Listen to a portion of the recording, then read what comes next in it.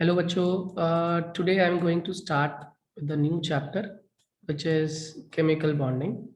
बड़ा ही simple chapter है और इसमें हमें जो मेजर चीज़ें हैं पहले ही आपको एग्जाम पॉइंट ऑफ व्यू से मैं वो क्लियर करवा रहा हूँ।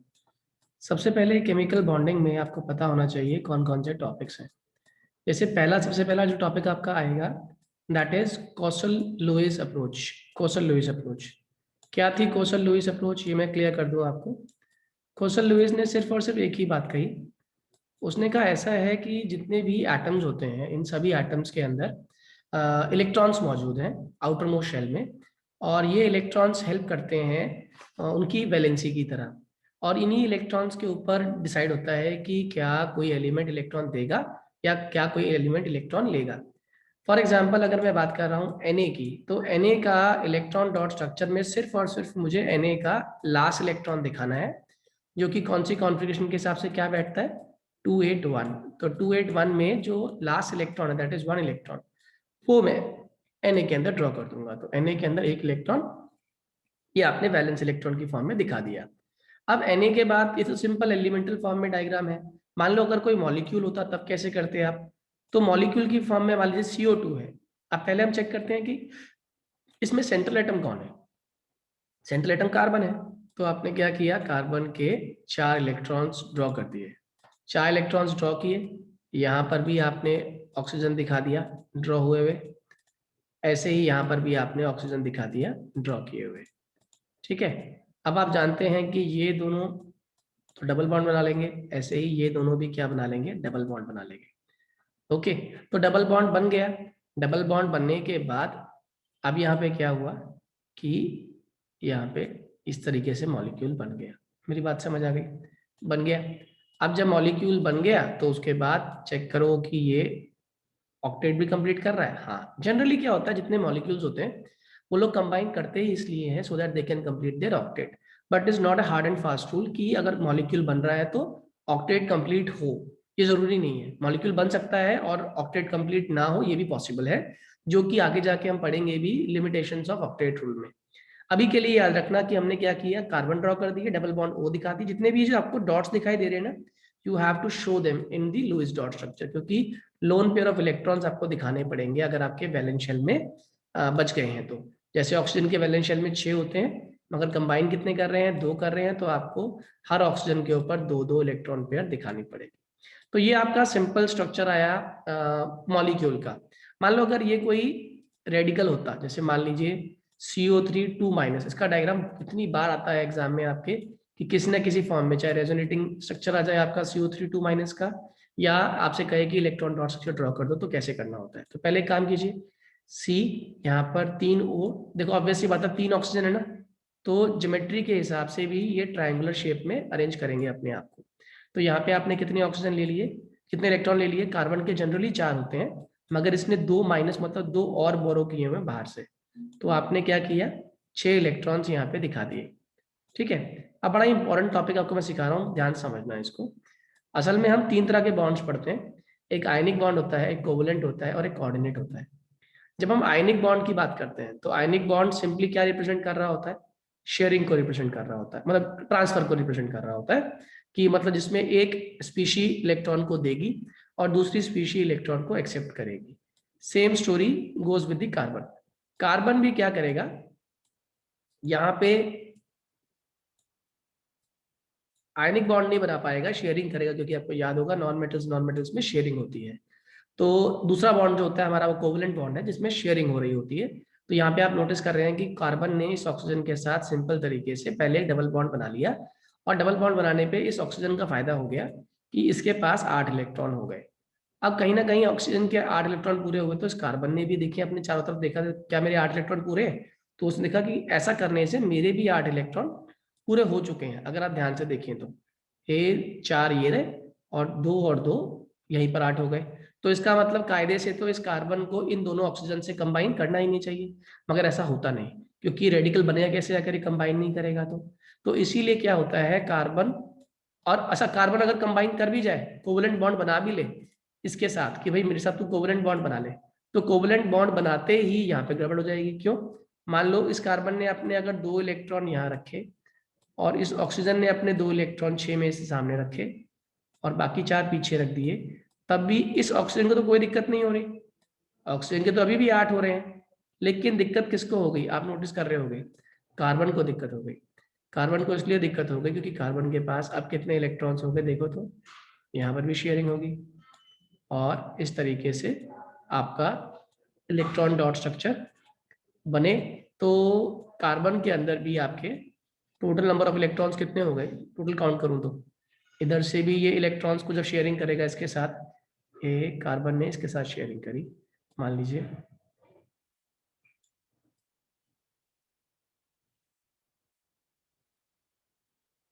ये, तो बहुत सारे इलेक्ट्रॉन्स हो गए कार्बन के। ऑक्टेट रूल वायलेट कर रहा है, और ना केवल ऑक्टेट रूल वायलेट कर रहा है, इतनी तो जगह भी नहीं है कार्बन के पास कि इतने सारे एक्स्ट्रा इलेक्ट्रॉन्स को अकोमोडेट कर सके। इसीलिए ये डायग्राम जो हमने बनाया है ये सही नहीं है। तो फिर सही क्या हो, सही करने के लिए सिर्फ एक छोटा सा दिमाग लगाना पड़ेगा। एक स्पेशल टाइप का बॉन्ड आप पढ़ेंगे जिसको हम लोग बोलते हैं कोऑर्डिनेट बॉन्ड। कोऑर्डिनेट बॉन्ड क्या होता है, एक स्पेशल टाइप का कोवलेंट बॉन्ड होता है जिसके अंदर जो इलेक्ट्रॉन पेयर्स होती हैं, जनरली क्या होता है, जितने इलेक्ट्रॉन्स आप दे रहे हो उतना ही इलेक्ट्रॉन सामने वाला देता है। लेकिन कोऑर्डिनेट बॉन्ड एक स्पेशल टाइप का बॉन्ड है जिसके अंदर इलेक्ट्रॉन पेयर देने वाली एक स्पीशी होती है, मगर उन दोनों इलेक्ट्रॉन को पार्टिसिपेट कराने के बाद दोनों एटम्स उसका इस्तेमाल कर सकते हैं। जैसे यहाँ पे देखो, ये जो आपको 2 इलेक्ट्रॉन दिखाई दे रहे हैं ये दोनों कार्बन के इलेक्ट्रॉन्स हैं। ऐसे ही यहाँ पर भी कार्बन ने अपने 2 इलेक्ट्रॉन्स इस ऑक्सीजन के सामने रखे और उसे कहा कि अब एक बॉन्ड बन गया है। ये बॉन्ड, इसमें कोई बात नहीं अगर आप इलेक्ट्रॉन इसमें नहीं दे पाए, इट्स ओके, ये दोनों इलेक्ट्रॉन मेरे हैं, लेकिन मैं आपको पूरा राइट दे रहा हूँ कि आप मेरे दोनों इलेक्ट्रॉन को शेयर करो, मतलब इस्तेमाल करो। तो इस ऑक्सीजन के मजे आ गए, 8 इलेक्ट्रॉन बिना कुछ इस्तेमाल किए हुए। इस ऑक्सीजन के भी मजे आ गए बिना कुछ इलेक्ट्रॉन दिए हुए, इसके पास भी 8 इलेक्ट्रॉन हो गए। अब नोटिस कीजिए इस कार्बन की, इस कार्बन के केस में आप इलेक्ट्रॉन देखो कितने हो गए, टोटल 8। ठीक है, तो ऐसे आपने क्या बना दिया, लुईस डॉट स्ट्रक्चर बना दिया, यहाँ पे इस वाले ऑक्सीजन पे और इस वाले माइनस, इस पे भी 2 माइनस चार्ज, क्योंकि CO3 पे ओवरऑल चार्ज कितना था हमारा 2 माइनस, तो 2 तो बन रहे हैं इसमें कोऑर्डिनेट बॉन्ड और एक बन रहा है इसमें डबल कोवलेंट बॉन्ड। इस तरीके से आपने CO3 2 माइनस का मॉलिक्यूलर स्ट्रक्चर ड्रॉ कर लिया। आगे की बात करते हैं। अब क्या होता है, CO3 2 माइनस के जैसा ही बहुत सारे और मॉलिक्यूल्स हैं। जैसे मान लीजिए मैंने आपसे कहा कि आप ड्रॉ करिए H2SO4 का लुईस डॉट स्ट्रक्चर, या SO3H का इलेक्ट्रॉन डॉट स्ट्रक्चर ड्रॉ करने के लिए आपको आ गया, तो आप क्या करोगे, सल्फर लोगे, सेंट्रल एटम सल्फर है, double bond O, double bond O, क्योंकि 6 इसकी मैक्सिमम वैलेंसी हो सकती है, H2SO4, यहाँ पर O, यहाँ पर H, ऐसे ही यहाँ पर O, यहाँ पर H। अब इस ऑक्सीजन के ऊपर लोन पेयर दिखा दो, ये आपने ऑक्सीजन के ऊपर लोन पेयर दिखा दिए, हाँ या ना, ठीक है। इस वाले में भी आ गया, इस वाले में भी आ गया, क्योंकि मैंने कहा था इलेक्ट्रॉन पेयर तो आपको दिखाने ही पड़ेंगे। इस ऑक्सीजन पे भी आपको इलेक्ट्रॉन पेयर दिखाने पड़ेंगे, इस ऑक्सीजन पे भी आपको इलेक्ट्रॉन पेयर दिखाने पड़ेंगे। आई होप ये लुईस डॉट स्ट्रक्चर H2SO4 का it is clear to everyone now. Now moving ahead. After H2SO4 and this octet rule, there comes the limitations. क्या limitations हैं octet rule की? देखो सबसे पहली limitation जो octet rule की आती है वो ये कि it cannot explain the formation of electron deficient molecules, जैसे BF3। अब ये तो octet rule follow नहीं कर रहा, क्यों, आप खुद नोटिस करो कि बोरॉन है, बोरॉन के अंदर 3 फ्लोरीन कंबाइन कर रहे हैं और तीनों फ्लोरीन कंबाइन करने के बाद क्या शेप क्या गेन कर रहे हैं, ज्योमेट्री, ट्रायगोनल प्लेनर ज्योमेट्री बना रहे हैं। 120 डिग्री का बॉन्ड एंगल होता है इनके बीच में, है ना। लेकिन फिर भी आप नोटिस करें कि बोरॉन के पास कितने इलेक्ट्रॉन्स मौजूद हैं शेयरिंग करने के बाद भी, तो 2 ये रहे, 2 ये रहे, 4 और 2 आपके ये रहे, कितने हो गए, 6। होने कितने चाहिए थे, 8, यानी कि ऑक्टेट फॉलो नहीं हो रहा, मगर फिर भी BF3 एक स्टेबल मॉलिक्यूल है। दूसरा जो इसका लिमिटेशन है दैट इज एक्सपेंडेड ऑक्टेट। ये क्या होता है, एक्सपेंडेड ऑक्टेट, इसमें जनरली क्या होता है एक्सपेंडेड ऑक्टेट के अंदर, वो आपसे ऐसे मॉलिक्यूल बनवा लेता है जिसमें सेंट्रल एटम के पास टोटल नंबर ऑफ इलेक्ट्रॉन्स ज्यादा होते हैं। जैसे अगर हम बात करें तो PCl5, देखो PCl5 में अगर नोटिस करो तो फॉस्फोरस के आउटर मोस्ट में कितने बॉन्ड्स हैं? 5 इलेक्ट्रॉन्स हैं फॉस्फोरस के आउटर मोस्ट में, और वो पांचों के पांचों इलेक्ट्रॉन्स कंबाइन किससे कर रहे हैं? 5 क्लोरीन से। तो इस तरीके का कुछ मॉलिक्यूल बनता है, हमारा ज्योमेट्री होती है ट्रायंगुलर बाइपिरामिडल। PCl3 का तो हो गया ट्रायंगल, ये आपने ट्रायंगल बना दिया, और एक Cl ऊपर और एक Cl नीचे, ठीक है। तो इस तरीके से जो ज्योमेट्री बन रही है ये बनी जी। इसको बोलते हैं triangular bipyramidal geometry. Triangular bipyramidal क्यों? क्योंकि ट्रायंगल के ऊपर भी पिरामिड है और ट्रायंगल के नीचे भी पिरामिड है, दोनों जगह पिरामिड मौजूद है। और पिरामिड के साथ साथ total number of electrons count करते हैं फॉस्फोरस के।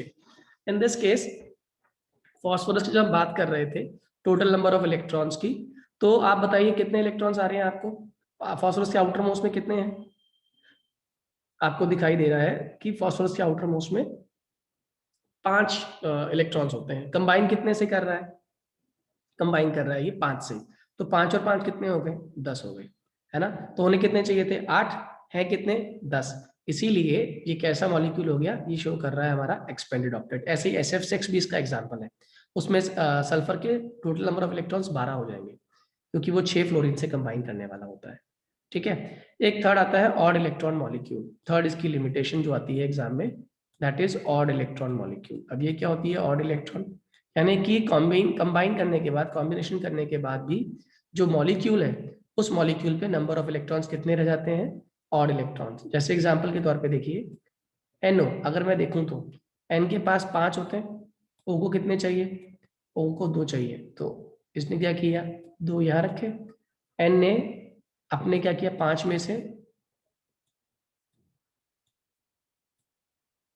आपको सर N के पास तो 3 होते हैं, N के पास 3 होते हैं उसके 2p3 में, लेकिन 2s तो अवेलेबल है। जब कोई more electronegative element, oxygen nitrogen से भी इलेक्ट्रोनेगेटिव एलिमेंट उसके सामने प्रेजेंट होता है, तो नाइट्रोजन उस केस में -3 नहीं शो करता, वो +5 शो करने की टेंडेंसी, यानी कि उसको पांचों के पांचों अवेल कराने होते हैं, प्रोवाइड करने होते हैं सेंट्रल उस दूसरे एटम को। तो यहाँ पे ऑक्सीजन वो एटम है जो नाइट्रोजन से ज्यादा इलेक्ट्रोनेगेटिव है, इसीलिए नाइट्रोजन चाहते हुए -3 नहीं शो कर सकता, इसको अपने पांचों के पांचों इलेक्ट्रॉन सामने वाले को ऑफर करने पड़ेंगे। अब ऑक्सीजन ने क्या किया? बिना डिस्टर्बेंस के ऑक्सीजन ने इस N के साथ बॉन्ड बना लिया। ये क्या बना लिया? डबल बॉन्ड हो, ये खुश हो गया। लेकिन आप नोटिस करो इस ऑक्सीजन के तो इलेक्ट्रॉन काउंट कर लो, तो 6 और 2 8 हो गए, जबकि इस नाइट्रोजन के इलेक्ट्रॉन्स काउंट करो तो कितने हो गए? 4 और 3 7। तो टोटल देखे जाते हैं पूरे मॉलिक्यूल के अंदर जो नंबर ऑफ इलेक्ट्रॉन्स आ रहे हैं, वो बताओ इवन है या ऑड है? आंसर है वो ऑड है। तो ऐसे मॉलिक्यूल्स को हम लोग बोलते हैं ऑड इलेक्ट्रॉन मॉलिक्यूल, जिसको एक्सप्लेन नहीं कर पाई थी आपकी ऑक्टेट रूल। अब ऑक्टेट रूल के बाद हमने कोऑर्डिनेट बॉन्ड तो पहले ही पढ़ लिया कि क्या होता है, जिसमें इलेक्ट्रॉन पेयर देने वाला एक ग्रुप होता है, लेकिन इस्तेमाल करने वाले दोनों होते हैं, तो उसको हम लोग क्या बोलते हैं? Coordinate bond. एक होता है आयनिक बॉन्ड, वो बता दिया मैंने आपको। कोऑर्डिनेट आयनिक बॉन्ड होता है जिसमें एक एलिमेंट इलेक्ट्रॉन लूज करता है, इसे हम मेटल कह देते हैं, जो कि पॉजिटिव चार्ज फॉर्म करता है, इसीलिए कैटायन होता है। और दूसरा जो होता है वो इलेक्ट्रॉन एक्सेप्ट करता है, जनरली नॉन मेटल्स होते हैं, इसीलिए एक्सेप्ट चार्ज एक्सेप्ट करने के बाद वो क्या बन जाते हैं? आपके एनायंस बन जाते हैं। तो एक कैटायन और एनायन, दो अपोजिट चार्जेस के बीच में हमेशा फोर्स ऑफ अट्रैक्शन होती है। इस बॉन्ड को हम लोग क्या बोल देते हैं? आयोनिक बॉन्ड बोल देते हैं। अब जैसे क्वेश्चन के तौर पे आपसे पूछा गया कि कैलकुलेट दी, नया टॉपिक आता है फॉर्मल चार्ज। अब इसमें क्या होता है? फॉर्मल चार्ज एक फॉर्मूला है जिसमें क्या होता है? Formal charge is equals to valence electrons, ये याद रखना हमें, minus number of non bonded electrons, number of non bonded electrons,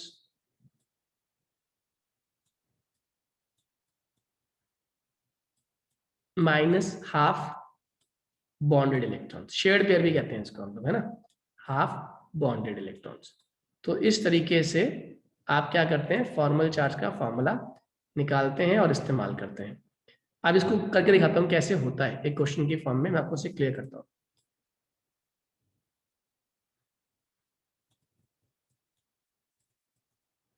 देखिएगा, अब मान लीजिए मेरे पास आ गया एक मॉलिक्यूल जिसको हमने नाम दे दिया O3, और आपसे कहा कि भाई O3 मॉलिक्यूल का O3 मॉलिक्यूल का आप ओजोन का आप फॉर्मल चार्ज निकालिए। अब फॉर्मल चार्ज ध्यान रखना, पहली चीज एक ही होती है कि इसमें हम हर एटम का फॉर्मल चार्ज निकालते हैं, ठीक है। तो जरा चेक कीजिए, ओजोन का पहले डायग्राम बना लेते हैं, ओ ओ और ओ। कई लोग कहते हैं कि इसका डायग्राम ये बना लेते हैं, चेक कीजिएगा, सबके 8-8 इलेक्ट्रॉन है, हाँ बिल्कुल सही है। तो यहाँ पे दोनों के 8-8 इलेक्ट्रॉन पॉसिबल हैं, क्योंकि टोटल इलेक्ट्रॉन 2 ही शेयर हुए हैं, ऑक्सीजन के 2 ही इलेक्ट्रॉन शेयर हो रहे हैं, और हर ऑक्सीजन के 2 ही शेयर हो रहे हैं। तो यहाँ पे ऑक्सीजन ने अपना ऑक्टेट कंप्लीट किया हुआ है, लेकिन ऐसा करने से बेटर किसी ने कहा कि ऑक्सीजन का डायग्राम ये नहीं, ओजोन का डायग्राम ये नहीं, ये वाला होगा, जिसके अंदर ओ के पास डबल बॉन्ड और सिंगल बॉन्ड होगा। किसने पूछा ऐसा क्यों, ऐसा करने से बेनिफिट क्या है? उसने कहा ऐसा करने से डीलोकलाइजेशन का कंसेप्ट शुरू होगा, जिसको हम लोग रेजोनेंस कहते हैं। और कोई भी मॉलिक्यूल, कोई भी एंटिटी जो रेजोनेंस कर रही होती है, वो जल्दी स्टेबलाइज होती है, ज्यादा स्टेबल होती है। कारण क्या है? जब जब भी पाई बॉन्ड का डीलोकलाइजेशन होगा, उतना ही बॉन्ड का शिफ्टिंग होगा, और जितना शिफ्टिंग होता है बॉन्ड का, उतनी एनर्जी रिलीज होती है, और जितनी एनर्जी रिलीज होती है उतनी क्या गेन होती है? स्टेबिलिटी। ये याद रखना। तो अभी ये पाइप बॉन्ड यहाँ है, तो उठ के यहाँ से यहाँ आ सकता है, फिर यहाँ से उठ के वापस यहाँ आ सकता है। तो इस तरीके से ये पाई बॉन्ड इसी दोनों ऑक्सीजन एटम के साथ आपस में स्वैप करता रहेगा। जितनी स्वैपिंग लगातार होती जाएगी, उतनी एनर्जी रिलीज होगी, और जितनी एनर्जी रिलीज होगी उतनी स्टेबिलिटी गेन होती है। इसीलिए ओजोन का स्ट्रक्चर ये होता है, ये वाला स्ट्रक्चर नहीं होता। अब क्वेश्चन है कि ओजोन के अंदर फॉर्मल चार्ज निकालिए आप। तो अब पहले काम करते हैं, मैं आपको पहले डायग्राम सिखा दूं, डायग्राम बना कैसे। सबसे पहले इस ऑक्सीजन ने ओजोन के अंदर अपने 6 इलेक्ट्रॉन्स में से 4 अपने पास रखे, और 2 इसने पार्टिसिपेट करवा दिए। यहाँ पर आप देख सकते हैं कि यहाँ पर भी ऑक्सीजन ने अपने वाले सिर्फ पर 2 इलेक्ट्रॉन पार्टिसिपेट कराए, बाकी अपने पास रख लिए, ठीक है। 2 और अभी दिखाता हूँ कहाँ कहाँ इस्तेमाल होंगे। पहले चेक कर लेते हैं कुछ इंपॉर्टेंट बात। यहाँ पे जैसे ही इस ऑक्सीजन की बात करें, तो इस ऑक्सीजन की तो मजे आ गए, इसके 8 इलेक्ट्रॉन पूरे हैं, हाँ या ना? जब इसके 8 इलेक्ट्रॉन पूरे हैं तो चेक करो इस वाले ऑक्सीजन के, इसमें 2 तो ये रहे ऊपर, 2 4 ये रहे, 6 हो गए। अभी भी इसके पास मैंने कहा ना एक लोन पेयर बची हुई है, एक लोन पेयर बची, तो उसके डायग्राम को बनाते हुए यही चीज ध्यान रखनी है, क्या कि अब ये जो लोन पेयर है ना, अगर ये इसको सामने ले आया पूरा का पूरा इस ऑक्सीजन के सामने, तो क्या हो जाएगा? टोटल नंबर ऑफ बॉन्ड्स कितने बन जाएंगे? आपको दिख ही रहा होगा, ये भी डबल बॉन्ड बन जाएगा, which is not at all possible, क्योंकि ऑक्सीजन के 2 ही मैक्सिमम जो बॉन्ड बनाता है ऑक्सीजन, 2। लेकिन यहाँ पे रेजोनेंस हो रहा है, इसमें यहाँ पे ऑक्सीजन के साथ एक कोऑर्डिनेट बॉन्ड भी बनेगा। अब देखिए क्या होगा, कहानी, पूरी कहानी को समझिएगा। ऑक्सीजन क्या करता है, यहाँ पे इस वाले ऑक्सीजन को कहता है कि तू अपना एक भी इलेक्ट्रॉन मत पार्टिसिपेट करवा, मैं यहाँ पे एक स्पेशल टाइप का बॉन्ड बनवा रहा हूँ, जिस बॉन्ड का नाम है कोऑर्डिनेट बॉन्ड। इस कोऑर्डिनेट बॉन्ड की कहानी ये है, इसमें तेरा एक भी इलेक्ट्रॉन नहीं चाहिए, लेकिन तू मेरे दोनों के दोनों इलेक्ट्रॉन इस्तेमाल कर सकता है इस तरीके से, और मैं अपने तो करूंगा ही करूंगा। तो अब जरा चेक कीजिए कि इस ऑक्सीजन के टोटल नंबर ऑफ इलेक्ट्रॉन्स कितने हैं। तो आपको पता चलेगा कि 2 2 4 2 6 और 2 8, हर ऑक्सीजन के यहाँ पे 8-8 इलेक्ट्रॉन है। ऑक्टेट रूल फॉलो हो रहा है, वायलेट नहीं हो रहा, ठीक है। तो यहाँ पर इस स्टोरी को हमें ध्यान रखना है। अब यहाँ पे निकालेंगे हम लोग फॉर्मल चार्ज। फॉर्मल चार्ज में ये हो गया हमारा एक 1, ये हो गया 2, और ये हो गया आपका 3, 1 2 3, ये कहानी आ गई। अब फॉर्मल चार्ज निकाल रहा हूं मैं ऑक्सीजन 1 का। ऑक्सीजन 1 का फॉर्मल चार्ज कैसे निकलेगा ये समझ लो। अब ऑक्सीजन 1 के फॉर्मल चार्ज का फॉर्मूला हो गया valence electron minus non bonded electrons. हर ऑक्सीजन के पास वैलेंस इलेक्ट्रॉन होते 6 इलेक्ट्रॉन्स होते हैं, सभी को पता है, 6 लिख दिया हमने। माइनस कितने नॉन बॉन्डेड है इस वाले में, ऑक्सीजन 1 में 4 इलेक्ट्रॉन्स नॉन बॉन्डेड है, आपने लिख दिया। माइनस हाफ, कितने इसके बॉन्ड बना रहा है ये वाला ऑक्सीजन? 2 बॉन्ड बना रहा है। 2 बॉन्ड मतलब कितने इलेक्ट्रॉन? 4 इलेक्ट्रॉन। यहाँ पे 4, कितना आ गया आंसर? 0 आ गया। अब आप निकालिए सेकेंड ऑक्सीजन के।